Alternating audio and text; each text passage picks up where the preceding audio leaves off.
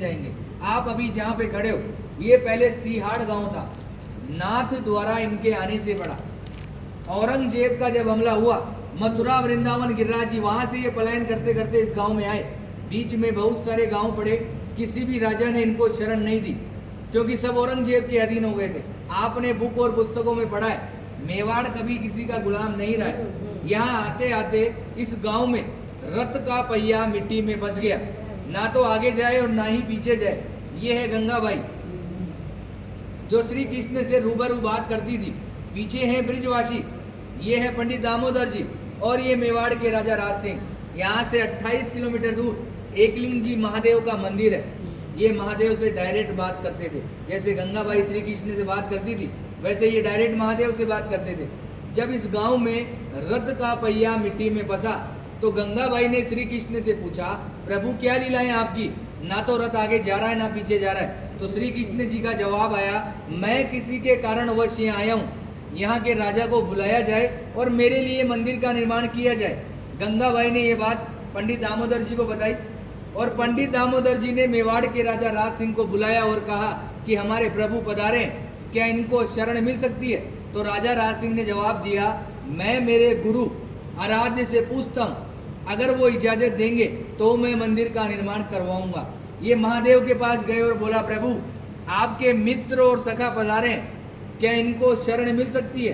तो भोलेनाथ ने एक सुंदर सा जवाब दिया, मेवाड़ की जनता अगर इसके नखरे उठा ले तो ही इसी को रोकना है, अन्यथा जाने देना है, क्योंकि ये अलग अलग श्रृंगार करता है, 8 समय की झांकियां लेता है और अलग अलग भोग लेता है। घूम फिर के ये बात गंगाबाई के पास आई, और गंगाबाई ने श्री कृष्ण को बताया, प्रभु आपके लिए तो महादेव ऐसा ऐसा बोल रहे हैं। तो इन्होंने भी एक सुंदर सा जवाब दिया कि वो है बोला, नाम से भी बोला है, काम से भी बोला है, उसको तो 2 रुपए की राख लगाकर बैठा दो तो बैठा रहेगा, मगर मेरे नखरे वो जानता है। मैं मेवाड़ की जनता को वचन देता हूँ, मैं यहाँ का जल भी ग्रहण नहीं करूँगा। आज भी जल यमुना नदी से आता है, सीधा मंदिर में रखाया जाता है, मंदिर में जो झारी जी भराई जाती है, और उसी जल का जो प्रसाद बनता है वही ठाकुर जी ग्रहण करते हैं। आप लोगों का जो प्रसाद होता है वो बाहर दिखाकर बाहर ही बांट दिया जाता है।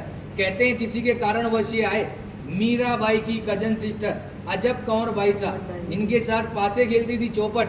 श्री कृष्ण को पता थी कि आज मेरे साथ ये पासे क्यों खेल रही है, मगर श्री कृष्ण जी जान चला के हारते गए और अजब कंवर बाई साहब को जिताया और बोला कि मांग तुझे क्या चाहिए।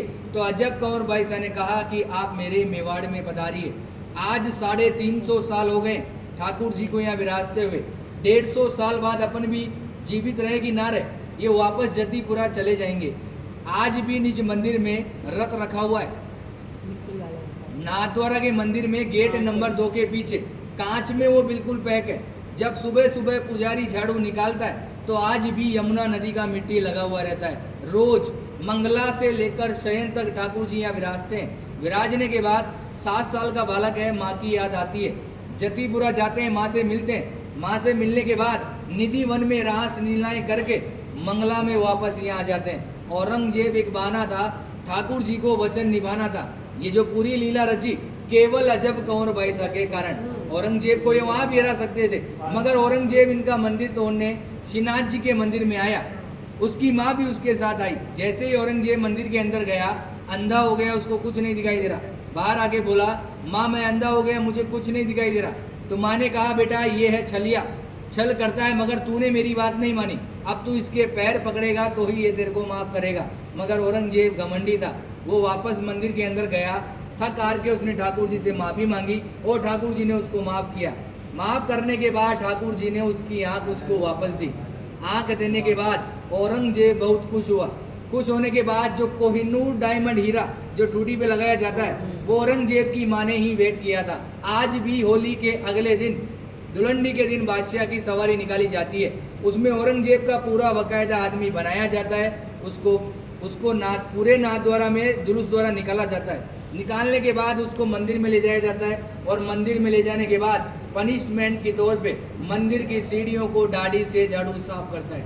ये कहानी रियल है और 150 साल तक होती रहेगी। उसके बाद यहाँ से ठाकुर जी वापस ब्रिज में चले जाएंगे। आपने हमेशा श्रीनाथ जी के दर्शन धक्का मुक्की टल्ला खाकर किए, मैंने भी किए, आपने भी किए, मगर यहाँ मैं आपको 8 दर्शन कराऊंगा मंगला से लेकर शयन तक ठाकुर जी क्या खाते हैं, क्या पहनते हैं, वो सब बताया जाएगा। उससे पहले आपको इस कमरे में जाना है।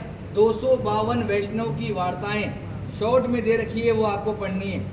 पढ़ने के बाद 10 मिनट का टाइम है, आप आराम से मोबाइल द्वारा फोटो लीजिए, फिर अपन चलेंगे 8 दर्शन में। जय श्री कृष्ण।